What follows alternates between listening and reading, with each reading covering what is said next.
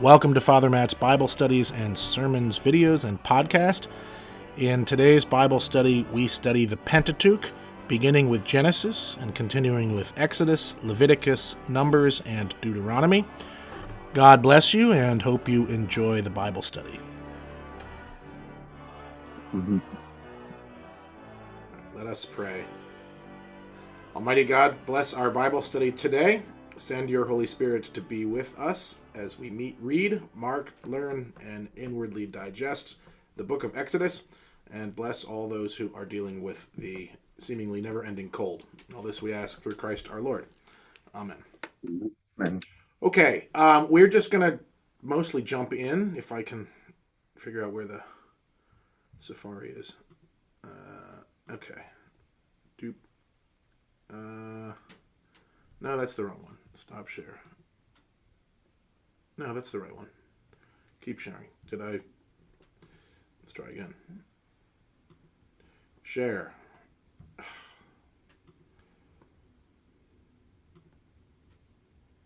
There it is. All right. Can you see Exodus 19? Yes. Okay. Yes. So just a little bit. I'm not going to probably not going to dig too far down into this that much today. But just a reminder, and I put these back up, that you can sort of see some of the conflicting things in the narrative when in 18:5 they encamp at the mountain of God, which is where we are in once we get into 19. But like this whole business, it seems that they're already there, and then they keep journeying, enter the wilderness of Sinai, camp in the wilderness, camp in front of the mountain, and then they are at the mountain of God again. So, like, there's a little bit of conflicting narratives going on here that doesn't matter all that much. As we go through this, this is the sort of big theophany. Theophany is like God is appearing to somebody. In this case, it's the big theophany to the whole people. We've had something sort of this sort earlier when Moses went to Horeb and the burning bush was there. But and that same narrative thread picks up with this as well. But we haven't had it for the whole people. And what you have here, and it reads fine, I think, as is, what you have here are two different narratives when they reach Mount Sinai. And one is about hearing all this noise, and the other is sort of about seeing things. And I think you can sort of keep that in mind as we go through. But let's see, JD, you're on the top of my list. Can you read 1 through 9? On the third new moon, after the Israelites had gone out of the land of Egypt, on that very day they came into the wilderness of Sinai. They journeyed from Rephidim, entered the wilderness of Sinai, and camped in the wilderness. Israel camped there in front of the mountain. Then Moses went up to God. The Lord called to him from the mountain. Thus you shall say to the house of Jacob and tell the Israelites, you have seen what I did to the Egyptians and how I bore you on eagle's wings and brought you to myself. Now, therefore, if you obey my voice and keep my covenant, you shall be my treasured possession out of all the peoples. Indeed, the whole earth is mine, but you shall be for me a priestly kingdom and a holy nation. These are the words that you shall speak to the Israelites. So Moses went, summoned the elders of the people, and set before them all these words that the Lord had commanded him. The people all answered as one, everything that the Lord has spoken we will do. Moses reported the words of the people to the Lord. Then the Lord said to Moses, I am going to come to you in a dense cloud, in order that the people may hear when I speak with you, so trust you ever after. Okay. A couple of things are going on in this that I think are worth highlighting. Okay, so they get to Sinai, right? It's the wilderness of Sinai. They're in front of the mountain. And this is this is the covenant right here, for what it's worth, right? Part one, thus you shall say to the house of Jacob and tell the Israelites. Part one, you have seen what I did to the Egyptians and how I bore you on eagle's wings and brought you to myself. Okay, part one is God has already brought them out of Egypt, and part two is now, therefore, if you obey my voice and keep my covenant, you shall be my treasured possession out of all the people. And then there's an example of what that looks like. Is if you were wondering about this, this probably means that in Israelite society, and I think in a lot of people's heads at least, I'm not sure it's true, being a priest myself, people tend to think that the priest has a closer relationship with God. That's what this is, right? This people will have a closer relationship with the Lord than anybody else. But it's couched in this covenant, and it's basically the deal here is now you have to keep the commandment that I'm going to give you because I've already taken you out of Egypt. And the response, and we'll see this again and again, and this pops up in other places, everything that the Lord has spoken, we will do. They will say that a number of different times after a series of or a string of commandments or something like that. And it picks up from this narrator over and over and over and over.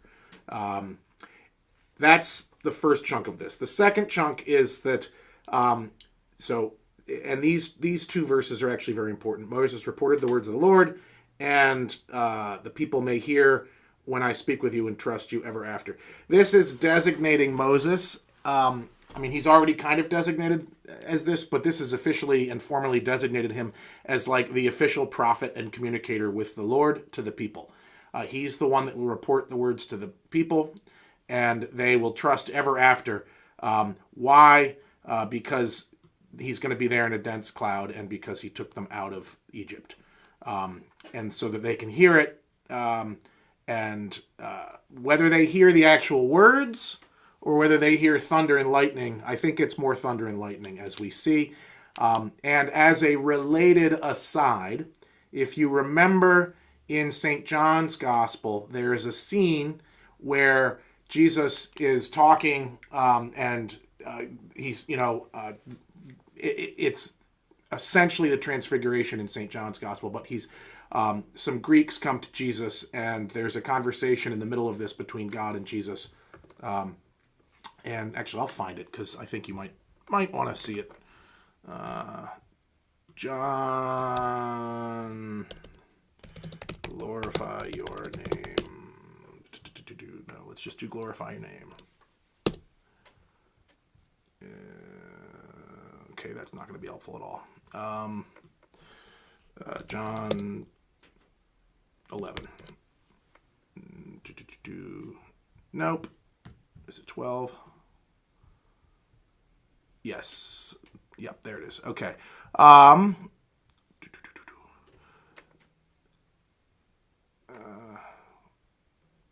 Where is it? Come on. Well, people hear it and they think it's thunder, and I'm not seeing it right here. Anybody other than me remember where it might be? Jesus, thunder. Nope, not going to work. Oh well, you'll have to trust me on that. In John, at some point, he talks to God, and the people hear it, and they think it's the sound of thunder, and so there's a reference point back to this that we'll see. Any comments on this or questions on this? Okay. Let's see. All right, let's break this into a couple of parts. James, can you read when Moses, all the way through the woman right here? Yes. Yeah. When Moses had told the words of the people to the Lord said to Moses, "Go to the people and consecrate them today and tomorrow. Have them wash their clothes and prepare for the third day, because on the third day the Lord will come down upon Mount Sinai in the sight of all the people. You shall set limits for the people all around, saying, Be careful not to go up the mountain or to touch the edge of it. Any who touch the mountain shall be put to death. No hand shall touch them, but they shall be stoned or shot with arrows. Whether animal or human being, they shall not live. When the trumpet sounds a long blast, they may go up on the mountain. So Moses went down from the mountain to the people. He consecrated the people and washed their clothes. And he said to the people, prepare for the third day. Do not go near a woman. Okay. On the morning. Stop there. Okay. So, really, all that's going on here, this is we've switched to a different narrator. It doesn't actually matter. What's going on here is this is preparations for if the Lord is going to arrive, you have to be prepared. It's again the gospel.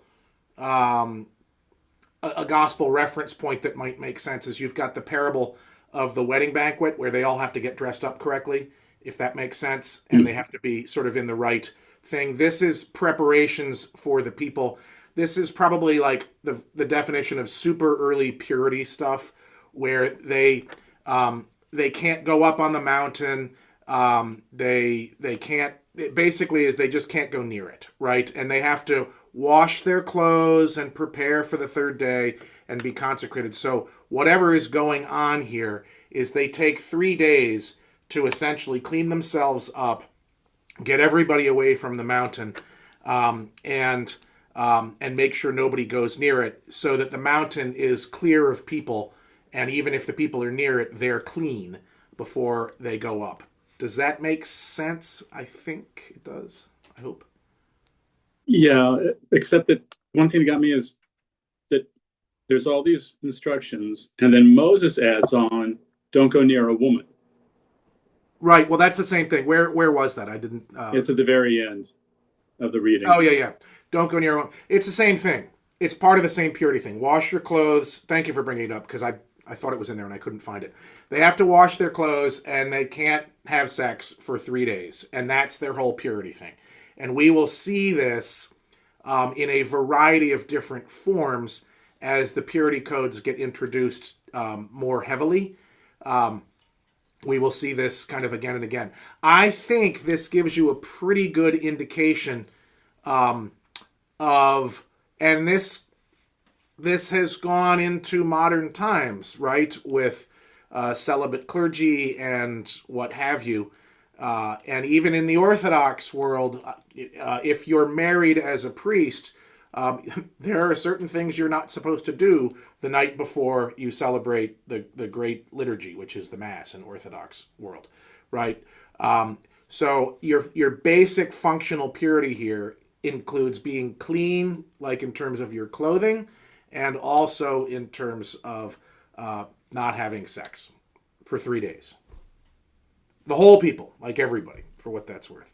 But yeah, thanks for bringing that up. Any other comments on that? Okay. Patrice, can you read 16 to the end of the chapter? On the morning of the third day, there was thunder and lightning, as well as a thick cloud on the mountain, and a blast of a trumpet so loud that all the people who were in the camp trembled. Moses brought the people out of the camp to meet God. They took their stand at the foot of the mountain. Now all of Mount Sinai was wrapped in smoke, because the Lord had descended upon it in fire. The smoke went up like the smoke of a kiln, while the whole mountain shook violently. As the blast of the trumpet grew louder and louder, Moses would speak and God would answer him in the thunder.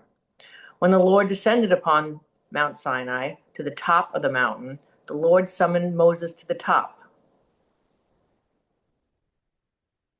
of the mountain, and Moses went up. Then the Lord said to Moses, "Go down and warn the people not to break through to see the Lord. Otherwise, many of them will perish. Even the priests who approach the Lord must consecrate themselves, or the Lord will break out against them." Moses said to the people are not permitted to come up to Mount Sinai, for you yourself warned us, saying, "Set limits around the mountain and keep it holy." The Lord said to him, "Go down, then come back up and bring Aaron with you. But do not let either the priests or the people break through to come up to the Lord. Otherwise, he will break out against them." So Moses went down to the people and told them. Great. Okay. That's the end of this little section. So this is the setup for what will be in the narrative of the Ten Commandments. There's a you can I think you can see where the two narrators kind of bump into each other. Does anybody remember when the trumpet was supposed to happen earlier? I'm not going to scroll up unless nobody remembers. Anybody remember when the trumpet was supposed to happen? My God. At the end of the whole thing. Does that ring a bell? Right? Where's the trumpet? When a trumpet sounds, they may go up to the mountain. Right? So we've got a whole bunch of trumpets in here that Patrice just read about. So that's at the beginning. Right. Yeah, when you end this, it says you can't go up yet. Right? Don't go up. That's how this whole thing ends. Right? Don't go up, because if you go up, the Lord's going to break out against you. That's where the narratives kind of bump into each other. They both have, the theophany is in both. One is about hearing, the other is about seeing. They both have, one has a cloud and thunder, the other has smoke. They're very similar, but the trumpet itself is involved in both. So it's the same, details of the tradition, but in one, the trumpet signals the end of it, and the other, the trumpet is part of the noise that's going on during the theophany itself. Again, Matt, what struck me in number 24, they Yeah. always say Lord or God, but then he says, otherwise he will break out against them. They usually don't ever say he. They do.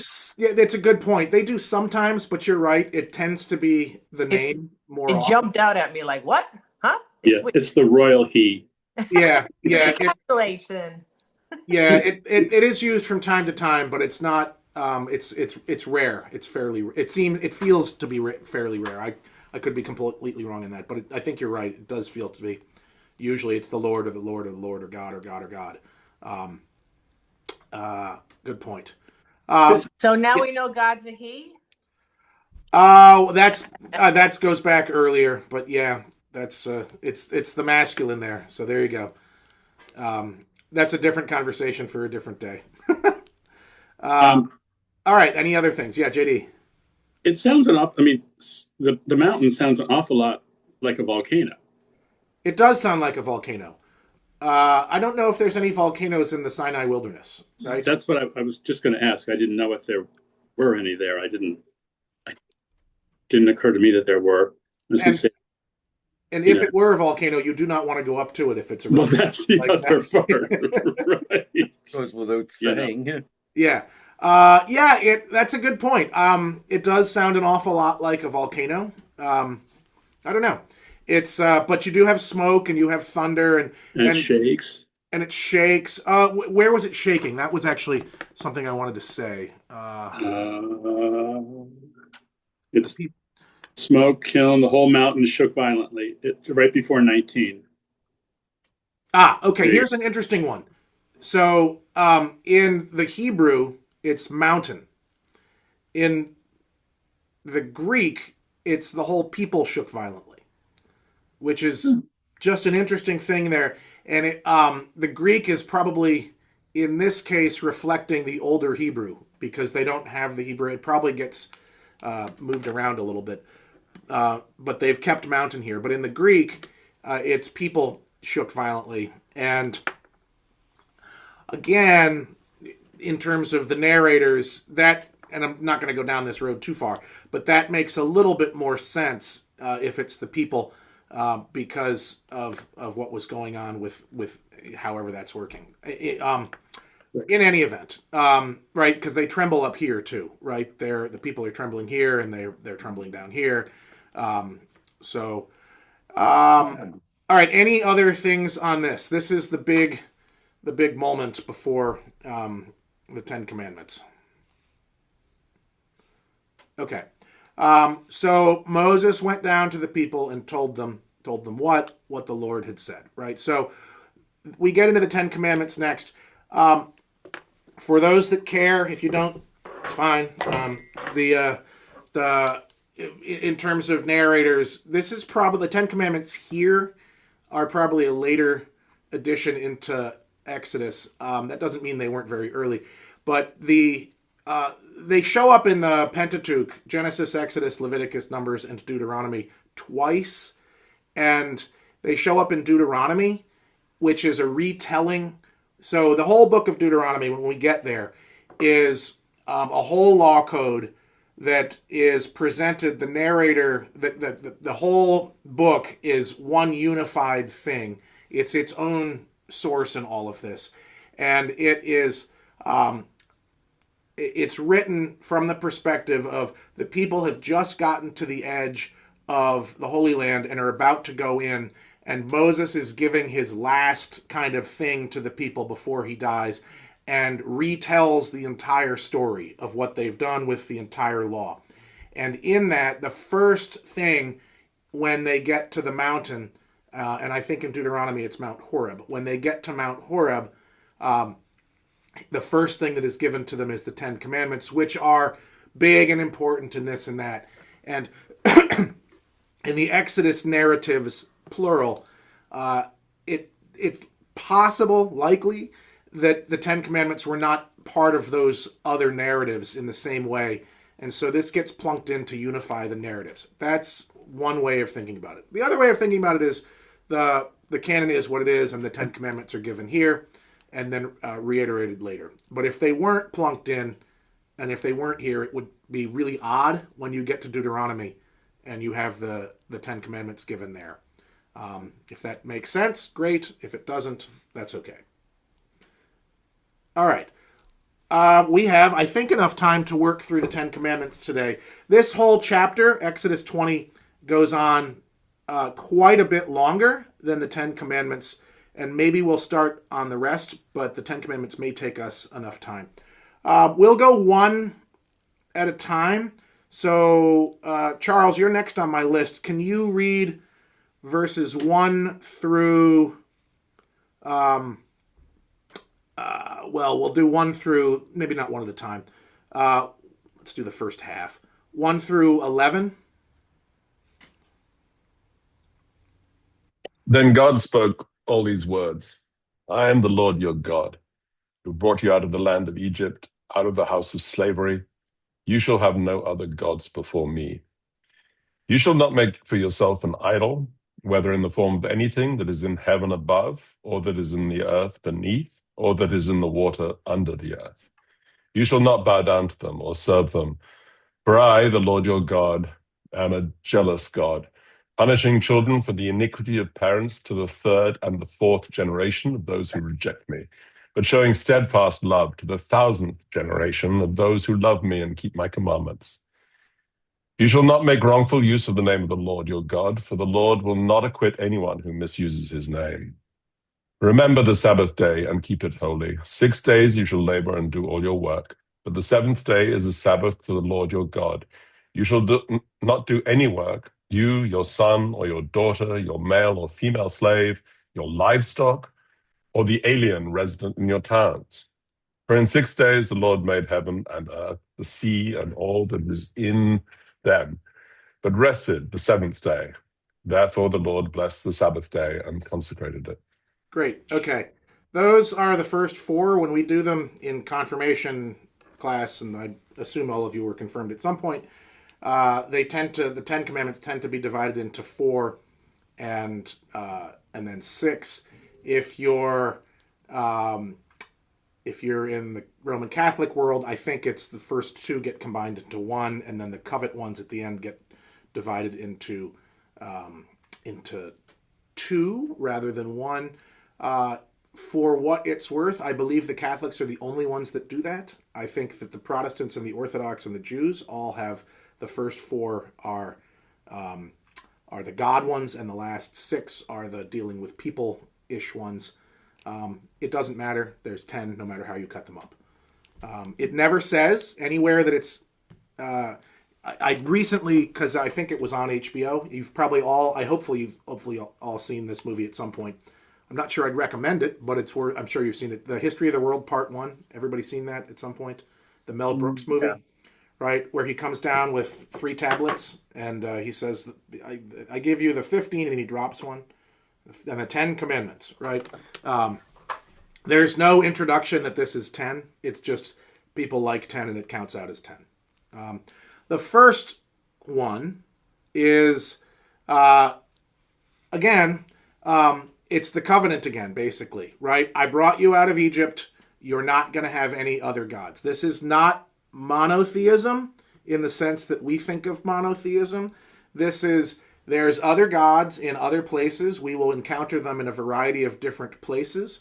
But in the original context, it is, you don't get to have any other gods but me, right? And the before me, and there's a note on this, J, besides me gives you another idea of that too, right? You don't get to put any other gods in front of the Lord.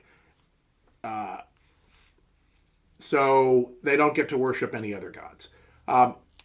If you remember from your confirmation class days, and again, I'm assuming you all studied the 10 Commandments at some point, all of the commandments have a history in Judaism as well as Christianity of being unpacked a lot more. So this eventually turns into monotheism in its strict sense that there is no other God, and kind of other things like that. Any thoughts or comments on this first commandment?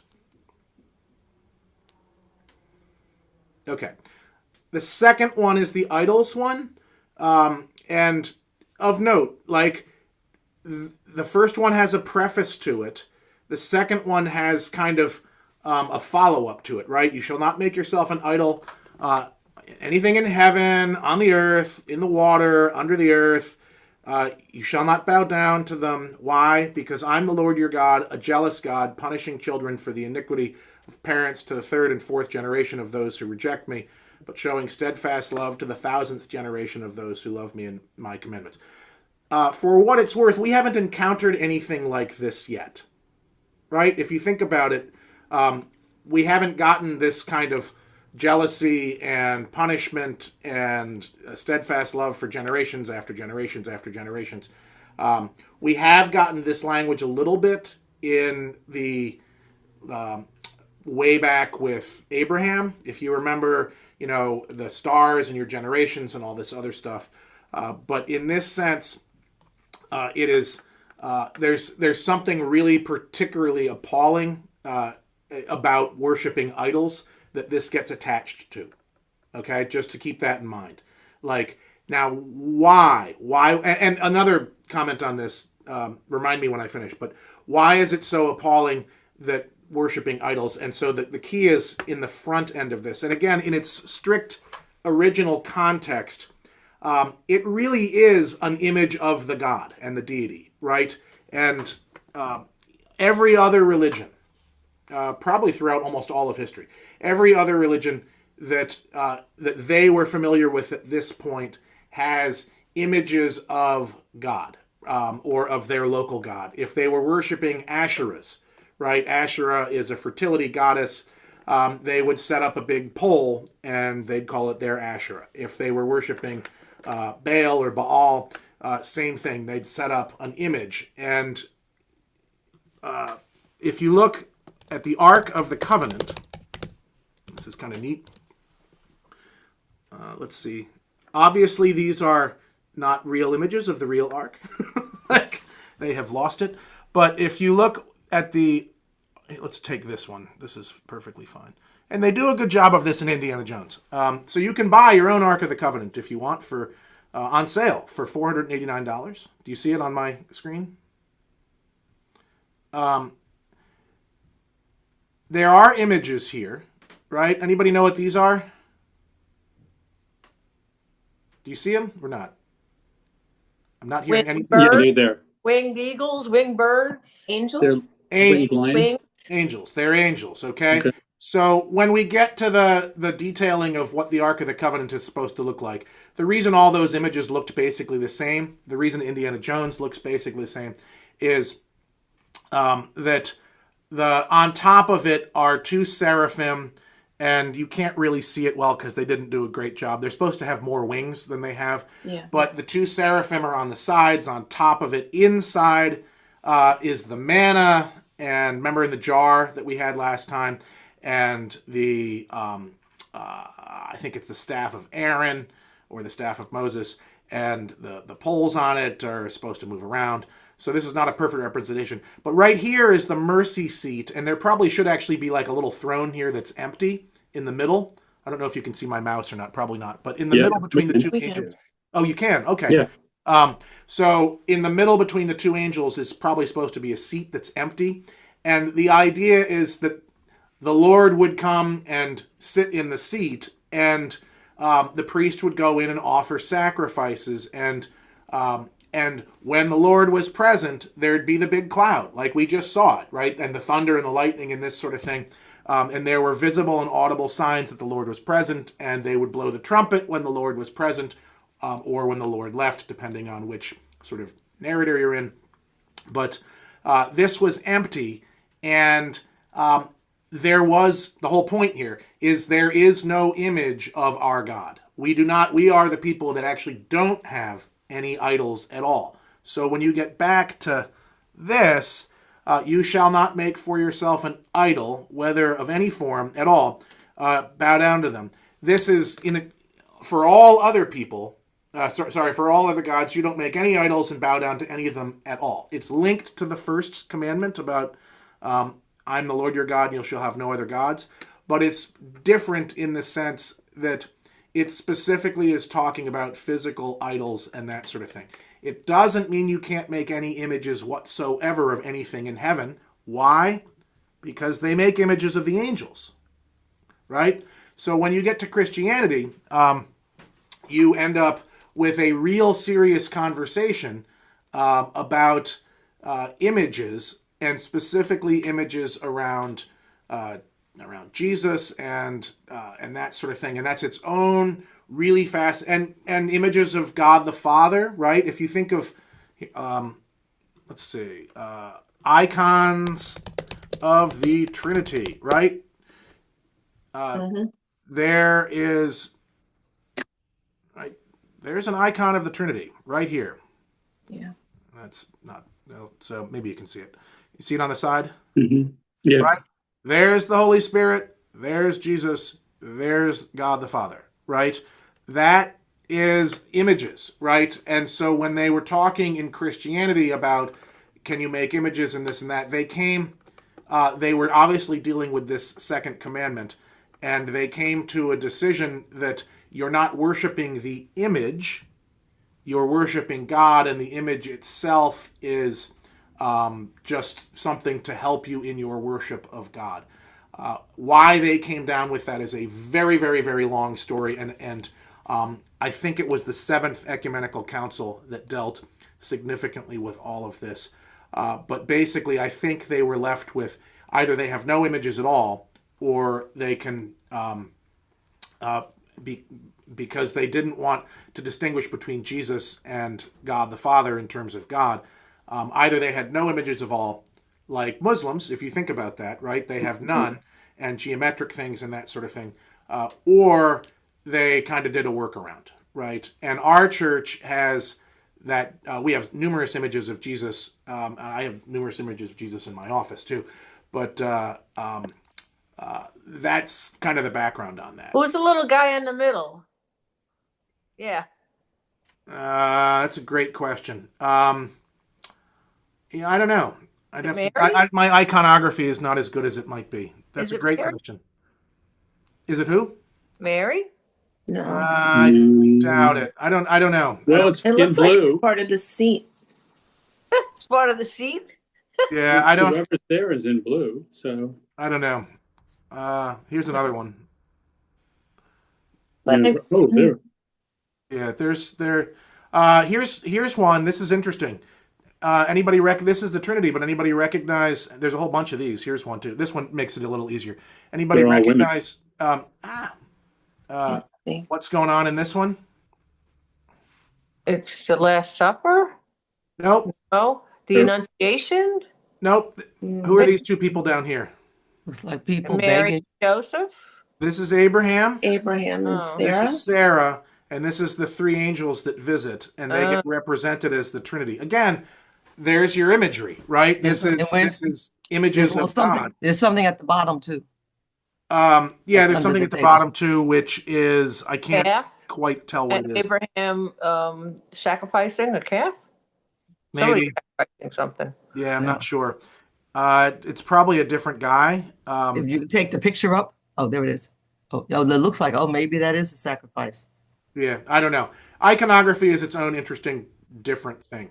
But then there's a whole fight in Christianity over two-dimensional versus three-dimensional imagery, and if you want to, I am not qualified to talk about iconography in depth, but to be honest, it'd be a neat class, right? Somebody won that one because there's a lot of three-dimensionals in Catholic churches.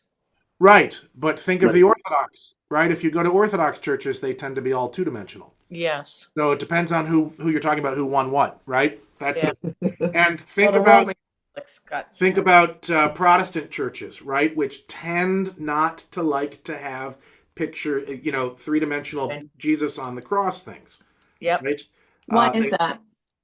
Same reason-ish at the end of the day. They're reading a lot of this is going back to the second commandment and the 10 commandments and looking at, well, we shouldn't have any images and that sort of thing. So Protestant churches, now they'll frame it in a different way and talk about, well, Jesus rose from the dead, and so our crosses are empty. It's probably actually going back to a more literal reading of the second commandment.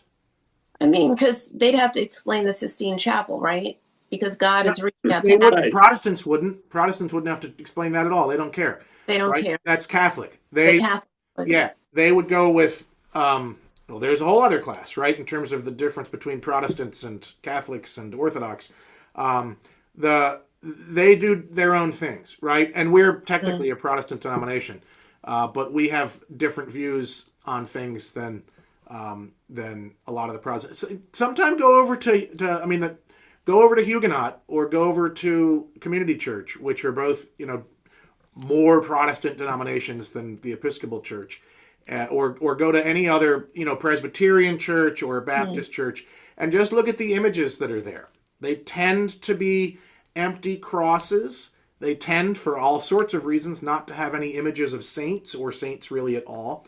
They tend to be named, right? First Congregational Church, or named, Huguenot Memorial Church, or the Community Church of the Pelhams versus Christ Church or St. Peter's or what have you.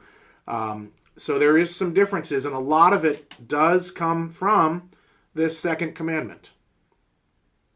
So it depends how you read it, right? And again, this is originally simply not having any other idols that you bow down to, right? You don't make it, and you don't bow down to any other idols of any other gods, including our God. You don't do that. And how it plays out, I mean, this is a commandment in a specific context and time that obviously is meant to be, long-term universal, but how it plays out across thousands of years, different groups and denominations that all look back to this, Christians, Jews, and Muslims, all play this out differently. All right. Wrongful use of the Lord's name. Oh, I was going to say something about this. Punishing the iniquity of parents to the third and fourth generation. Right? I am a God that does this. When you get to Ezekiel says, no. God doesn't do this. We have a much nicer God than this. Which is complicated when you have a prophet basically refuting one of the 10 commandments. That's a little complicated. So, whole other sort of thing. And we read Ezekiel long ago and far away in this Bible study, so I won't dwell on that. That came up someplace else, though, and Jesus also basically instructed someone, children are not punished for their parents' sins. Right. Right? Yeah. Right. But in the second commandment, they are, right? So a lot of this is Do you hold, and how high up do people hold the Ten Commandments? Why do they hold them higher? Is a whole, I think you know this. Our church has the Ten Commandments on the wall, right, at the Bolton altar. So they're there, and they're listed with the Apostles' Creed and with the Lord's Prayer. So, yep, how you interpret it is it's tricky if you are literal. The rabbis tend to go in all sorts of directions because they're trying to make sure that people can actually live in this, and they get either really complicated or they kind of find little loopholes here and there. Same thing with Catholics, same thing with Orthodox, same thing with every denomination of Protestants, and how they view things like this commandment really does play out in daily life in terms of, at the very least, church architecture. All right. The third commandment, you shall not make wrongful use of the name of the Lord your God, for the Lord will not acquit anyone who misuses his name. The probable, almost certain original sense of this is you did not make an oath with the name of the Lord, and originally they were probably still saying the name of the Lord. So it probably read something like, you shall not make wrongful use of the name of Yahweh, your God, for Yahweh will not acquit anyone who misuses his name. So you don't make an oath in sort of a court setting and say, I swear to God, right? That's it. I swear to the Lord, on the name of the Lord, that I will do this. And the wrongful here is interesting. Is it not at all? Or is it making an oath that you'll break? And it's probably don't make an oath that you'll break in its original context, right? Now, how does that play out over history?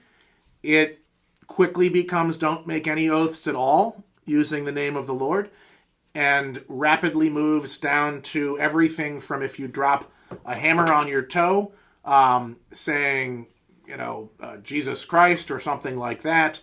And that plays out in a lot of ways, and it wouldn't surprise me if in confirmation class, whenever it was, that you were told you can't swear or use profanity because of the third commandment.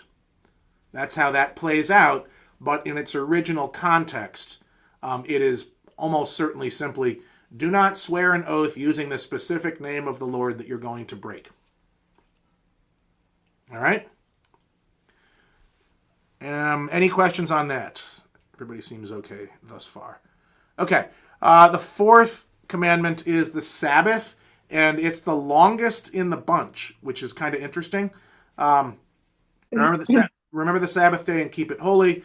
6 days you shall labor and do all your work, but the seventh day is a Sabbath to the Lord your God. You shall not do any work, you, your son, your daughter, your male, your female, your livestock, or an alien resident in your towns. For in 6 days the Lord made heaven and earth, the sea, and all that is in them, but rested on the seventh day. Therefore the Lord blessed the Sabbath and consecrated it. Full stop. Okay, first of all, the Sabbath is what day of the week? Saturday. Saturday, right? The Sabbath is Saturday. It is linked to the creation story, right? It's linked back to the narrator that does the creation story. And is this from that same narrator? Maybe, maybe not sure. But it is linked back to creation. We've had a couple of other things that were related to 7 days in this run-up as well. We've had some 3-day things, right? We had the 3-day pause before they can go up to the mountain. But in this sense, it's linked to creation. And there are, again, in its original context, how it probably was understood, what the commandment is that the seventh day, Saturday in our world, is a Sabbath to the Lord, and you don't get to do any work, and you are to remember it, and you are to keep it holy. It doesn't say what that exactly means. It doesn't say that you go to church on Sunday. It doesn't say that you must go to the synagogue on Saturday or Friday night. It doesn't, or church on Saturday night. It doesn't say that you can't ride in an elevator if you press the button. It doesn't say that you can't turn on a fire in your house, right? If you've lived in New York long enough, you know a lot of these things, that sort of thing. Houses burning down because people turn the fire on the night before and leave it going all day on their stoves. It doesn't say any of that. What it says is simply, don't do any work. Nobody. You, your son, your daughter, your slaves, your livestock, or an alien resident in your town. Doesn't define what work is, but you don't get to do any work, and nobody around you does either. So it's a complete and total pause of work, and somehow, some way, keeping that day holy and remembering to do it every single week. How that plays, what it looked like originally was probably generally a day of rest, and that in some way, shape, or form, there was prayer or a sacrifice or what have you that happened on the Sabbath. And, a community kind of festival or something in terms of keeping it holy. And this was sort of the regular rotation of community worship and that sort of thing, and that no work was done. So you didn't have an excuse, I can't be here because I have to do whatever. No. How it plays out, again, in Judaism, it turns into, depending on how conservative or orthodox you are, there's arguments about what work can or cannot be done and this sort of thing. It turns into everybody must go to the synagogue and worship. In Christianity, it becomes, well, we're just going to kind of ignore the fact that it's the Sabbath and recreate it on Sunday. And if you remember, there's fewer than there used to be, but the old blue laws, right, were around so that you couldn't, nothing could be open on Saturday. You couldn't on Sunday, couldn't buy alcohol on Sunday, which if you think about it is super ironic because we've moved the Sabbath and to Sunday, and yet we can still sell alcohol and all this other stuff on Saturday, which is the actual Sabbath. But now we've created our own version of it. So in this one, really particularly, I think you can see how it has evolved in terms of its use, and all sorts of people work in all sorts of ways on Sunday if they're Christians, especially the clergy, I may say, right? So it's its own work day in its own way. So when you start thinking about the 10 Commandments and the first 4, because we're not going to get through the rest today, but when you start thinking about the 10 Commandments and are you observing them strictly in 2026, maybe the first one, right? You don't have any other gods. Great, except because you're a Christian, you've got the whole Trinity, so you've complicated things there already. Second, idols. Go into Christchurch, and we have that gigantic Christus Rex. How many of you have a cross around your neck? That sort of thing. If it has, a Jesus image, how many images of Jesus do you have in the room you're sitting in or around your house? The third one, have you ever sworn? The odds are actually decent you might not have done this. But if you've been in court and you swear on the Bible and you've lied about it, you haven't specifically done this, but that's probably the closest that you can get to that nowadays, since people tend not to be using the specific name of the Lord. However, if you say, I swear on the name of Jesus on something, and you break it, then at least as a Christian you've broken it. And this one, we've just complicated all sorts of ways anyway. People tend to work on the Sabbath and do whatever, and if they're not doing what was originally in this context for the most part. All right, any comments or thoughts on the first 4 commandments?